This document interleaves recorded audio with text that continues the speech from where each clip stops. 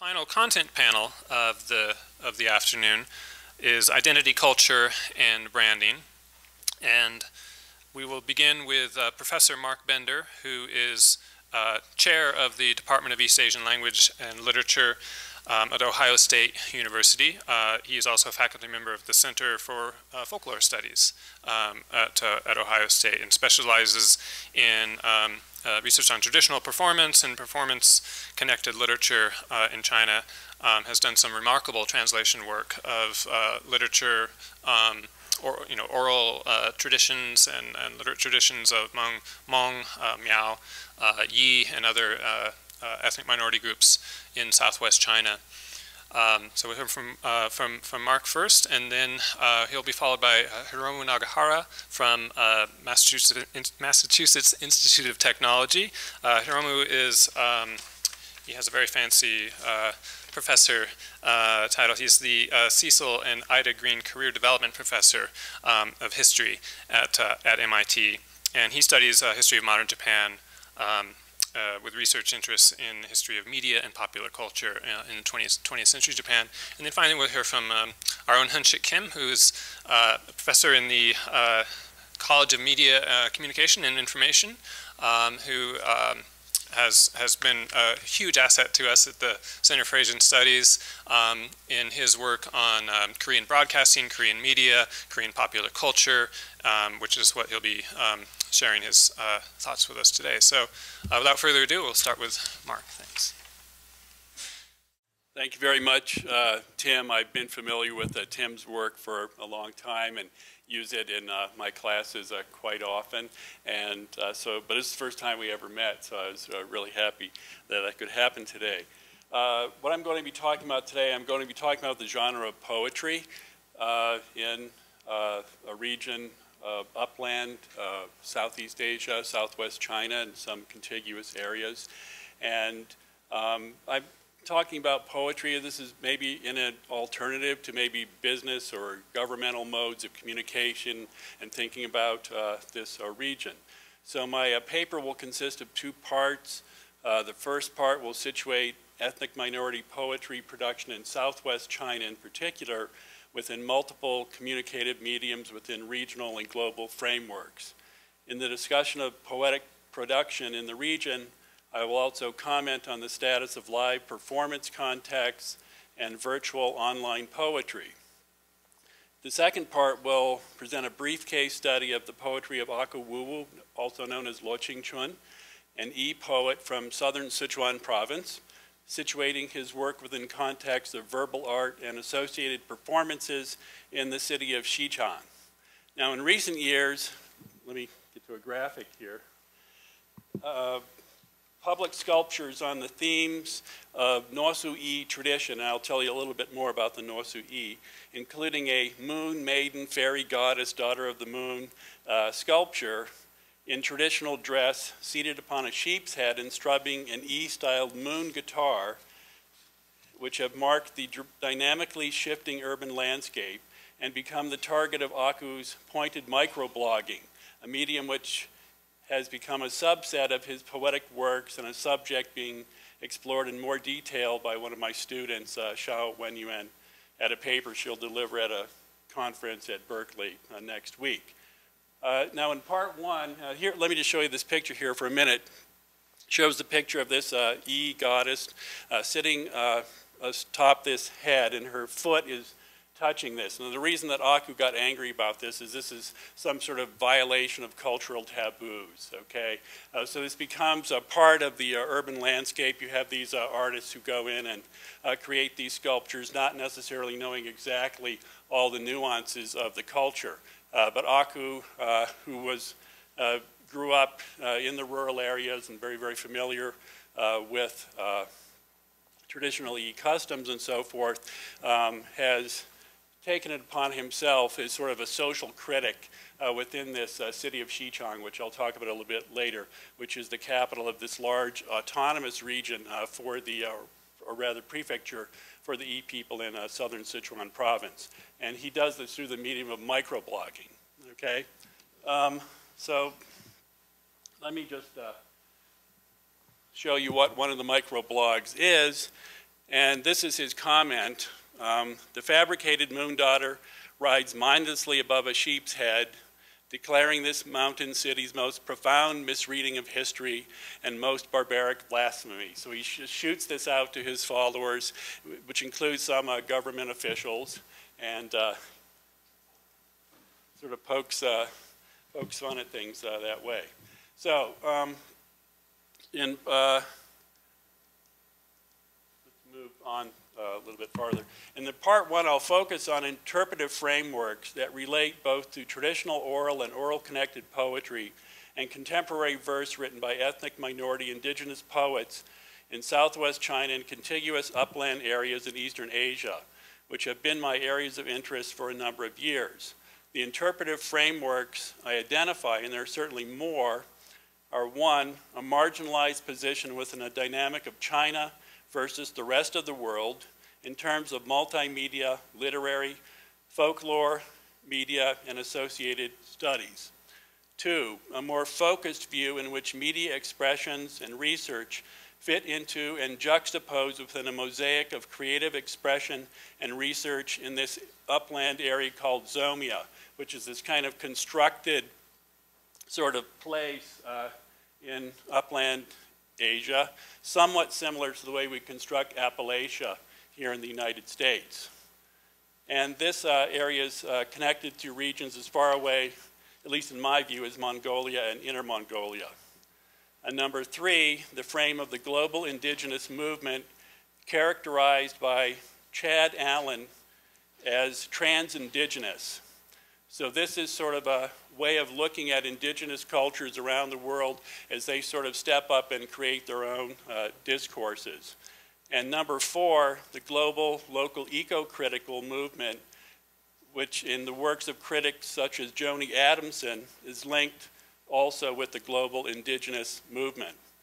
I'll focus my discussion primarily on the latter three frames, noting that mainstream Han poetry, including internet poetry, is a relatively well-covered subject in contemporary studies of Chinese literature.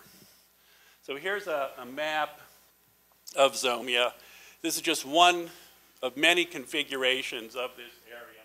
Sometimes these lines move farther up or around, but again, it's just a sort of a constructed area that Scott has written about and so forth. Here's a satellite photo of the region, these broken up lands at the foothills of the Himalayas. So, ethnic poetry in this region, which I've been looking at about the last 5 years, I find it to be this lively, multi-dimensional, multimedia contemporary poetry machine scene. There's a lot of hot spots in this area. One of them would be in Shillong in northeast India, and then another would be in southwest China, particularly in the city of Chengdu. What's interesting to me as I've sort of looked through this area in the last few years has been that there's a gradual mutual awareness of poetries in the region. A lot of these poets writing in southwest China really had no idea that people in northeast India and Myanmar, Mongolia were writing about very, very similar themes. Even though they come from different backgrounds, the themes about cultural change and about ecological problems I find in both of these regions. And they're very, very much hooked into indigenous ways of thinking, sort of an animistic underplaying through a lot of these poems, a lot of drawing on nature imagery, imagery of ritual, and so forth. Here again is this term trans-indigenous, which Chad Allen, who works at Ohio State, put forward. Now this is a picture here of a street scene from Impal in Manipur, an area which I've also traveled to recently. Here is a ethnic museum, which is outside of Impal. And in this area, local artists interact with the local folklore, in this case, carvings, and they create paintings, writing, poetry, and so forth. And we see very similar things going on in places in southwest China and so forth. This is a hillside in Nagaland. We see these terraced rice fields here. We see very, very similar things in southwest China and Burma as well. So this is part of this ecological impact, which is carried out by people in this region. And this comes into the poems. You get a lot of poems about this kind of interactions with these upland fields and so forth, what's happened to the birds, the animals, and the plants, and so forth. So these are the areas that I have been looking at, the poets in southwest China, from various groups such as the Yi, Miao, Hua, so forth. Most of these are Sinophone poets. They're writing in Chinese. However, there are a few who are writing in indigenous languages. Northeast India, most of them write in English, but also some in their native tongue, such as Kashi. I went to Myanmar last summer in search of poets. I didn't have any leads there. I had a couple of telephone numbers. One of them worked. Went over there and found some poets in Mandalay, and found out that their writings on the mountains, the rivers, the waters, and so forth, there's resonances there all across the region. And I also, in the summer of 2013, traveled to Mongolia and met up with poets there as well. So a lot of shared themes on cultural, ecological change. I'm going to show you a series of photos here.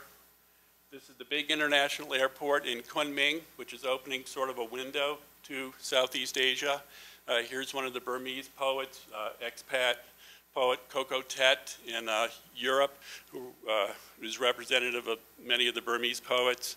Temsala Au here, Ao Naga poet from Northeast India, and Hurao Ilu, who I've worked with, a Hua poet from Southwest China, Mona Zote from Mizoram, a fantastic poet, and these were 4 of the poets that I met in Myanmar last summer, and also I've worked with the translator of Galsen Suk Batar in Mongolia. Let me just move on through a few of these other pictures. I just want to get, this is some of the puppet theater, which is another thing that I want to stress, is that these poets are writing out of contexts that have a lot of oral performance traditions. They carry on some of this within their writing, so there's a lot of resonances within that as well. The E ethnic group is where Akuwuwu has his roots, and I don't have time to go over this, but this is some of the E traditional costume that was reflected on that statue that we saw at the beginning, and this is where it's located in this part of China here.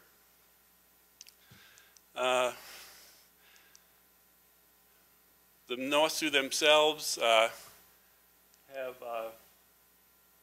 various websites representing them. There's an intellectual group of Nosu living in Beijing, and some of them do microblogs and such as that. This is a group of e-poets and some ones from other groups that were in a study abroad program with me last summer, and we've been doing this about 5 years. This is Akuwuwu performing his poetry. And you can see that there's some E characters in the back because he writes in E language as well. And here are just some images of the E folk culture.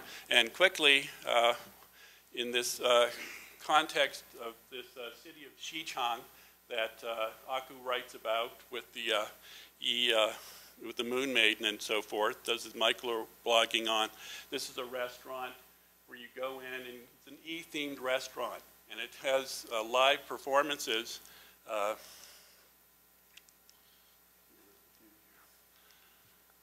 Where you walk in the foyer, you got this multimedia stuff going on. You have the displays of traditional E dress. You go up and you eat traditional E food. Then there's these performances put on stage. This guy is a traditional ritualist here. And then people coming out in these traditional clothes doing the song and dance routines. And here's young women playing the moon guitar, just like the girl in the statue. Other, sort of fantastic costumes, which were along traditional lines, but of the upper class. And then these images of the moon maidens and fairies come out onto the stage. And of course, you've got little kids with their little cell phones, and this immediately goes into cyberspace. And then here's afterwards, where some of the performers go around and sing at the tables for tourists.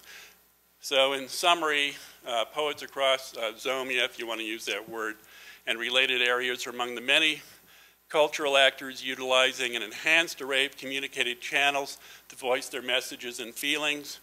The poetic production exists in a multifaceted landscape and of traditional and tradition-oriented performance. Issues of cultural survival and ecological change surface over and over in the poetries from this region, which are communicated orally in print and online, and joined in various ways in a transnational global indigenous presence. Akuwu's multimedia work in print, online, and in live performance, and the nightly performances of traditional culture are but two examples of many of this dynamic of connectedness and agency at play today. So that's all I have to say. Thank you.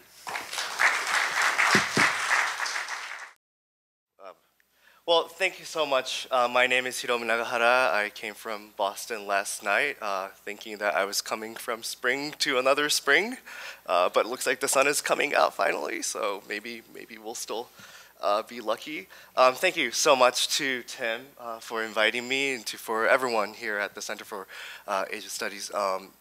Feel so welcomed. It's such a pleasure and delight to be here.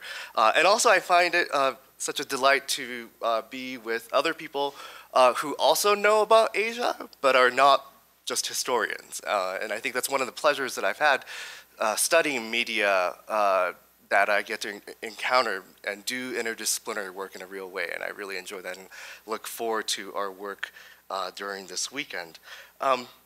So continuing on with what I think, as it turned out, I think this panel has kind of turned out into the songs and dance portion of our day. I'm going to talk about songs or music. But I want to do that in order to, I think, touch on one of the key themes that is emerging out of all of the conversations that we have today, and that's the question of democracy. Ultimately, I think we are ultimately, and we have ended up talking about freedom of information, how culture becomes more free, more accessible, media, etc. It seems like we are talking about democracy in all different ways. And I want to add a different twist to it through my talk, namely by, I feel like rightfully, I think from the morning today, we've really encountered questions about democracy and media in the context of state power. How state policies, state actions negatively, maybe in many cases, or positively affect how media, culture, media develops, evolves, etc. But I think there's already been hints at other kinds of power that's at work. I think Tim, when he was talking about China, US connections already, I think in the question and answer session, you talked about nationalism. So there's a hint there. And I'm sorry to, is it Anne, who talked about Indonesia? You were hinting towards sort of ideology, or not hinting, right? You're in some sense at the center of your talk is sort of relationship between media and not state, a non-state actor and ideology in this case. And I want to push that a little bit further by asking the question of, does, or did, in my case, because I would be taking us to the past, mass-mediated culture, the rise of mass-mediated culture, necessarily signify the cultural flattening or cultural democratization? And my answer, to cut to the chase, is usually not really. Now, I ask this question because I think we do nevertheless have this image of the spread of mass mediated culture, oftentimes leading to some kind of general flattening of culture and lowering of barriers, democratization in general. Certainly that's the kind of narrative that Silicon Valley would like to sort of propagate, right? It is the sort of everyone can do it, everyone can make it, everyone can access it. It's the, it's the spirit of YouTube, as it were. Or in a very real sense, I think Mark has just pointed us an example of real ways in which sort of groups, indigenous groups, and other sort of cultural practitioners who may not have had sort of access to central sort of cultural centers, media capitals, as it were, are getting new exposure precisely because of these new technologies. And I think those are all very true. And I think these are convincing narratives, not just because they're comfortable, but also because they are the ways in which we have narrated broader histories of our own societies, including Japan, which in many ways have been talked about sort of, especially in the modern era, as having the history of certainly ups and downs, but of general democratization. It starts out in the Meiji period, where there's a major overthrow of a samurai elite. There's sort of Western constitutional monarchy that emerges. It has makings of a thriving parliamentary democracy, and then that kind of goes down the drain for a little bit in the 30s, but then emerges after the war. And, middle class becomes a reality, societies become flat, culture becomes flat. But I want to take us to two moments in Japanese history, and especially in the history of how music actually turned into a form of media culture in Japan, in order to think about how both existing and new types of hierarchies actually are re-embedded or embedded newly into the media culture, or emerging media culture. And so the two periods that I want to talk about is the Meiji period, the late 19th century, when Japan does go through this major transition. And secondly, I want to talk about the late 1920s through 1930s, when Japan goes through as in the case of actually US and other parts of Europe, sort of first major wave of explosion of mass media. So, Meiji period. It is a period of social and political flattening. A samurai elite decides to overthrow their own regime in some sense, the Tokugawa shogunate. And instead, what they do as part of reform is they abolish status system, the system that divided samurai from everybody else, abolish the system where hierarchy was natural, where inequality was natural, and at least legally turned everyone, almost everyone in Japan, into commoners. And yet in the context of Meiji state, focusing on music and sort of thinking about music seriously, you see two types of hierarchy emerge in its importance. Now, at first there was actually no reason why the Meiji state would have been interested, or the Meiji elites would have been interested in music, and that's one of the two hierarchies that I want to talk about. One of the things that would happen to these elites is whenever they go into whenever they get to these Western capitals, they get invited into these, something like this, a very large Western-style room, maybe very much with fireplaces on both ends, certainly with a grand piano on one corner of the room. And what they would encounter is men and women twirling about dancing. And the only thing that they would really feel at that moment is confusion and disgust. And the main reason why is, especially for the samurai elite, there was a fairly strict gender segregation. And it just seemed like, in their eyes, it just seemed like sort of an example of Western lewdness, that men and women were so freely engaging with each other. And Western music in general just sounded very strange to them, not entirely pleasant.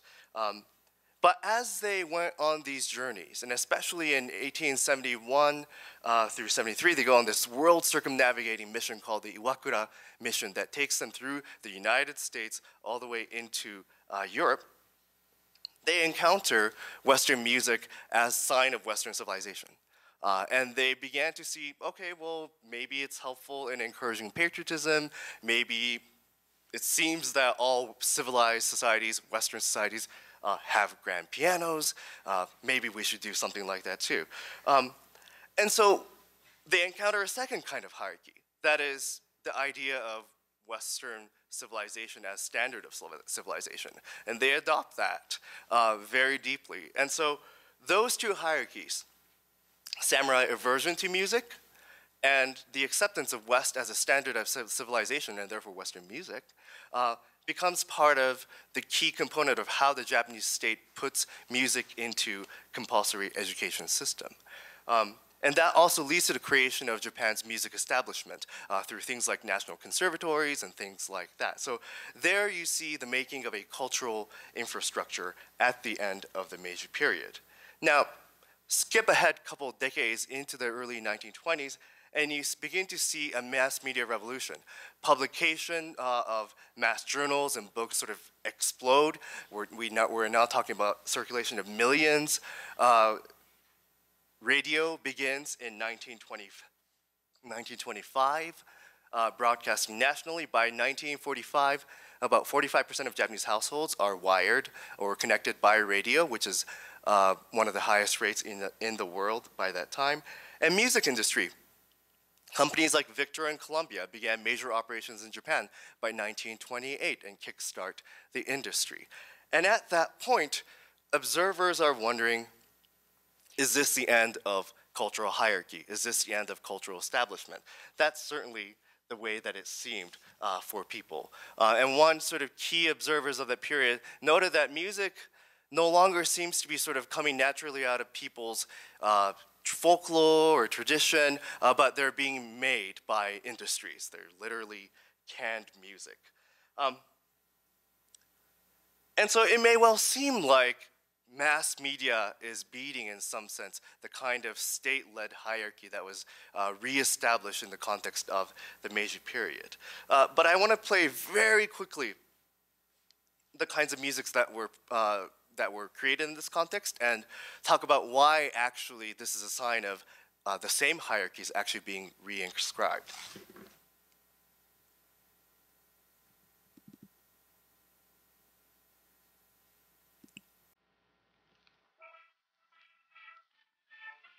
So the first one that I'm playing for you is a 1929 hit called Tokyo March.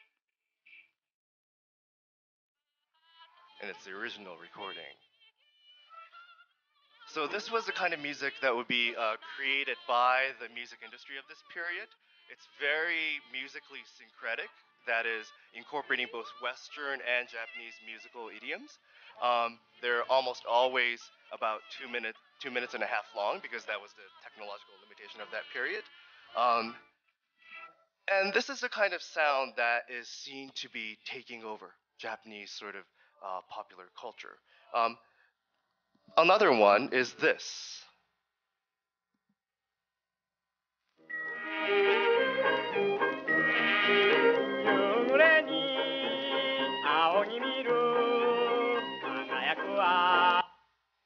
Oh, so sad. Wow, the machine didn't like it.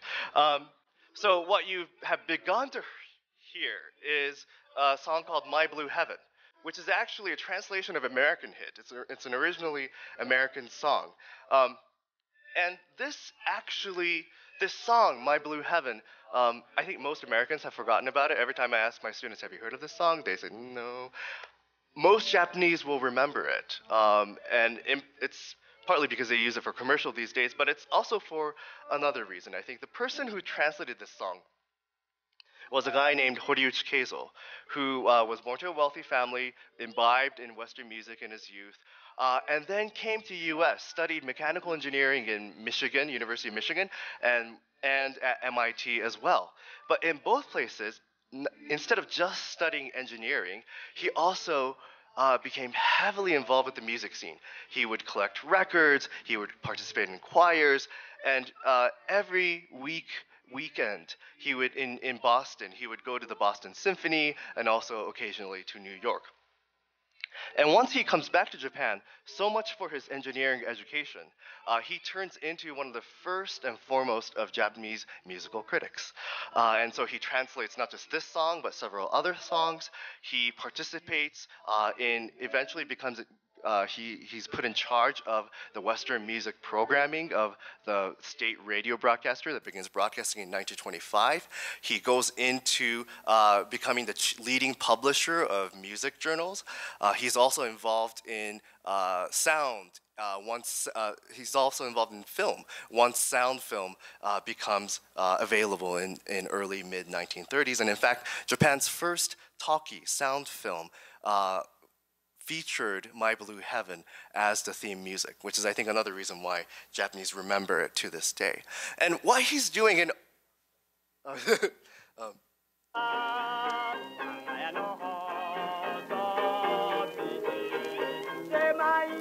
this chorus is very famous. Anyway, so what he's doing in all of this is actually not caving to the sort of what was seen to be the emerging popular song genre. Instead, what he's doing is carrying out the mission that the Meiji state has set earlier in the 19th century, namely popularizing Western music in Japan. And he does this, in other words, what mass media does when it erupts in Japan in the mid-1920s into the 1930s, it not only enables the creation of a new kind of perhaps potentially culturally flattening genre like popular songs, but it also enables practitioners of existing music establishment like Horiuchi to actually spread his mission and carry on into the post-war period. And I think this is an important point because well into the post-war period, most Japanese elites, not just Horiuchi, would actually denigrate popular songs and other forms of mass culture, and they will be very, very uncomfortable. And in some sense, this is a very different kind of picture of how Japanese elites interact with popular culture, especially in comparison to how they have come to do more recently when the Japanese government is trying to sell cool Japan around the world. And I think the bigger lesson to draw out of this is the question of what kinds of hierarchies, both old and new, might still actually be operating in our broader media culture today. I think we've already seen some hints of it. And even in Silicon Valley itself, I think we're seeing some tensions, especially in recent protests over the rising rent in the Bay Area, for example. We see sort of the difference between the rhetoric of cultural flattening by media versus this general sense, I think, that's growing not just in Japan but around the world, that we live in an increasingly economically, socially stratified stratified world. And so what does it mean when we live in a world that sees such significant gaps in wealth to claim to have a culture that is universal, flat, mass? Perhaps our culture is not nearly as flat as we might tend to think it is. Thank you very much.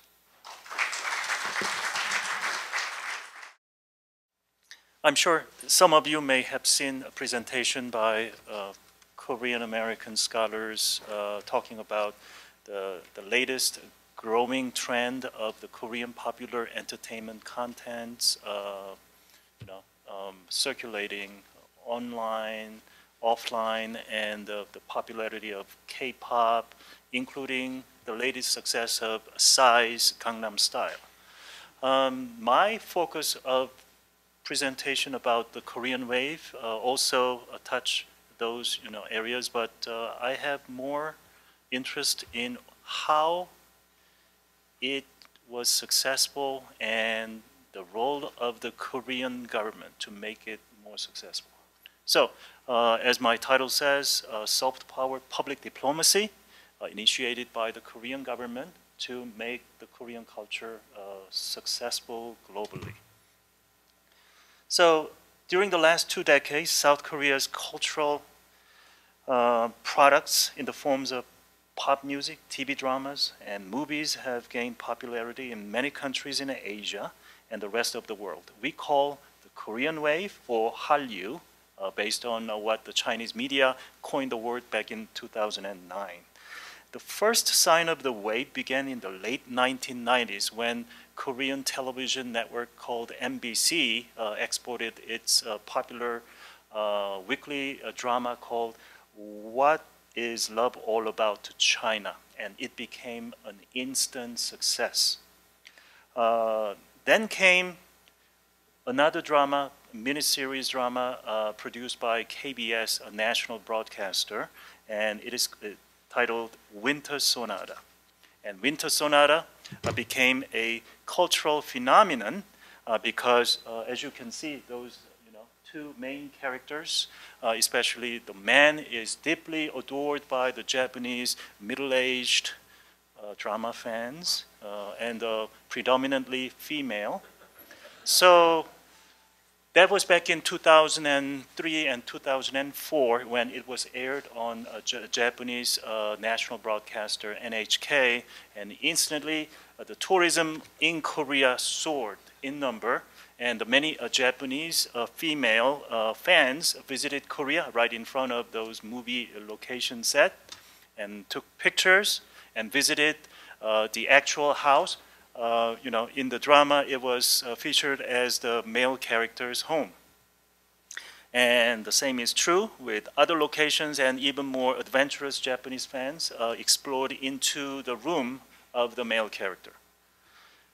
Even today, in Korean royal palaces in Seoul, there are many Asian tourists, and many of them choose to leave their commemorative pictures with the cutouts of the one of the characters from Korean miniseries drama, which is called Jewel in the Palace.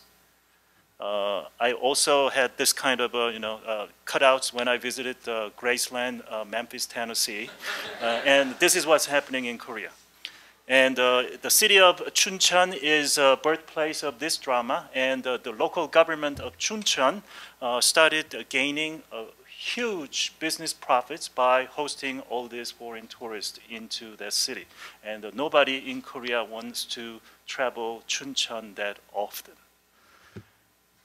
Next came K-pop, the Korean popular music.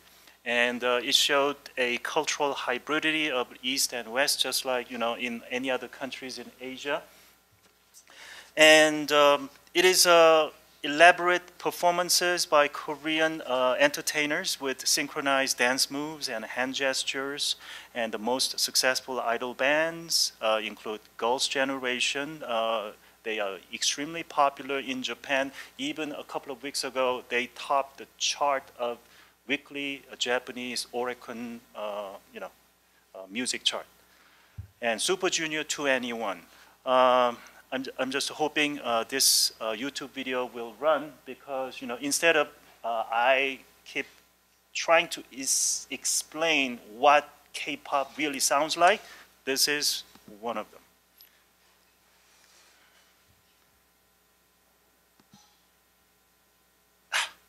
No, this is a commercial. Okay, right there.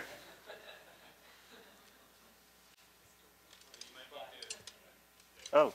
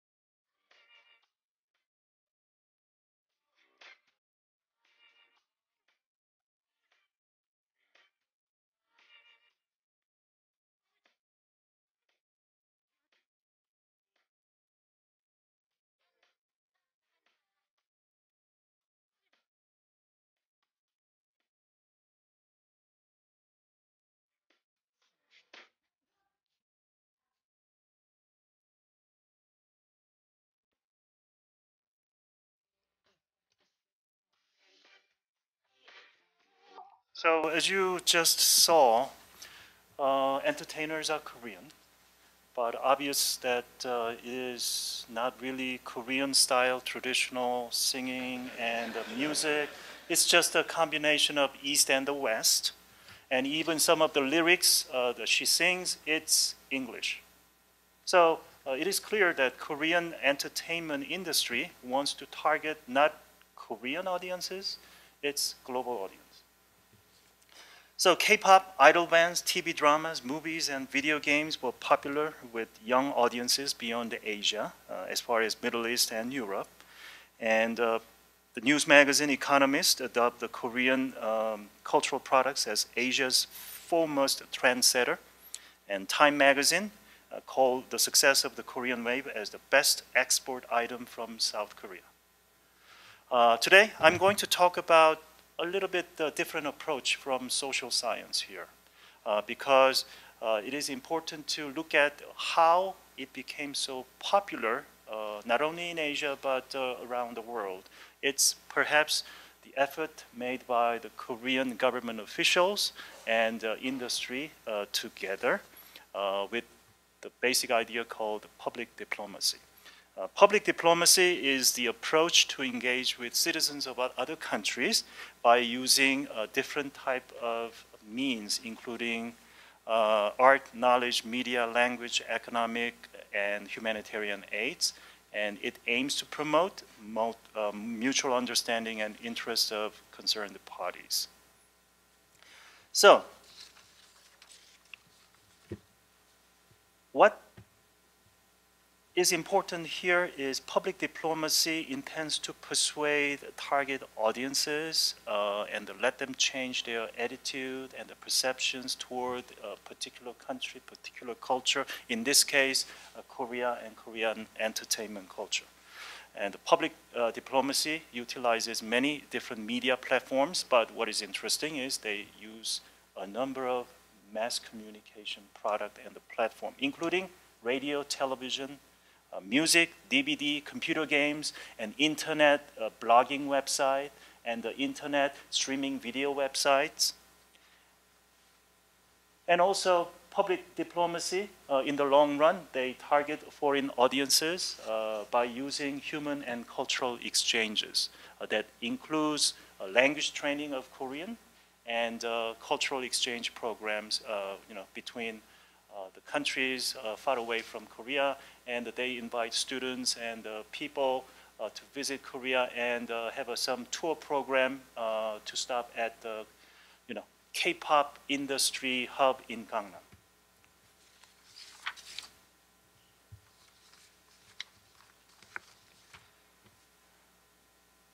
South Korean government indeed saw the potential of the Korean wave as soft power.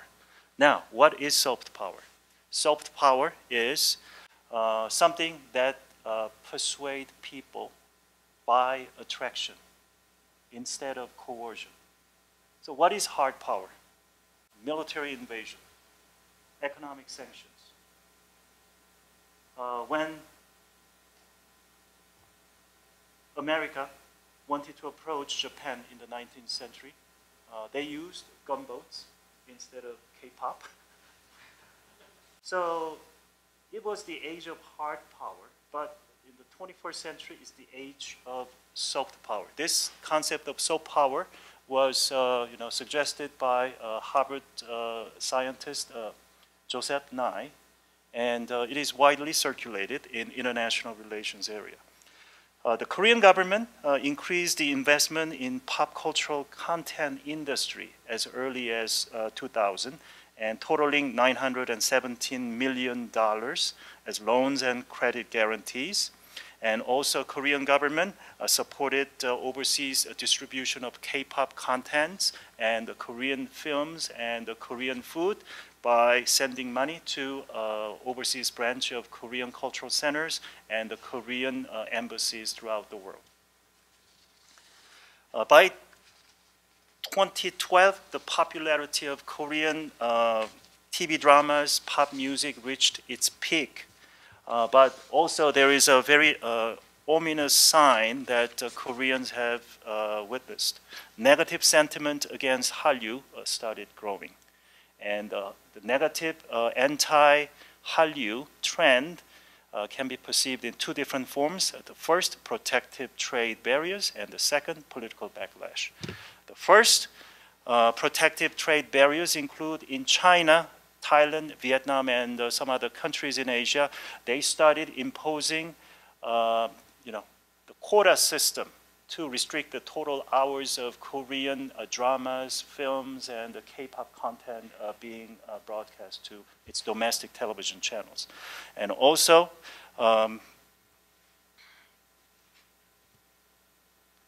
political backlash started, especially in Japan, in the summer of 2012. Then South Korean President Lee Myung-bak visited Dokdo, which is controversial territorial dispute between Japan and Korea. And immediately after that state visit to the island, the diplomatic relations between Korea and Japan deteriorated. And on top of that, Japanese Prime Minister Shinzo Abe continued to visit controversial Yasukuni War Dead Shrine in Tokyo, and that also prompted furious reaction from China and Korea. So, anti-Hallyu sentiment is everywhere in Japan, China, and elsewhere. Now, the Korean wave is in crisis. During this time, some Japanese mangas and the books portraying anti-Hallyu trend became bestsellers, and there were street protests. But the same is true in Seoul, Korea, because we also had anti-Japanese protests. So, looks like it's not the failure of the Korean wave itself, it's the failure of public diplomacy. We couldn't engage the citizens of the other countries. This is a very interesting public opinion poll conducted late last year in Japan. So when the Japanese citizens were asked, do you feel any sense of affinity to Korea? More than 66% said no. But Koreans shouldn't feel too bad about it because they also had a similar question. So how do you feel about the Chinese?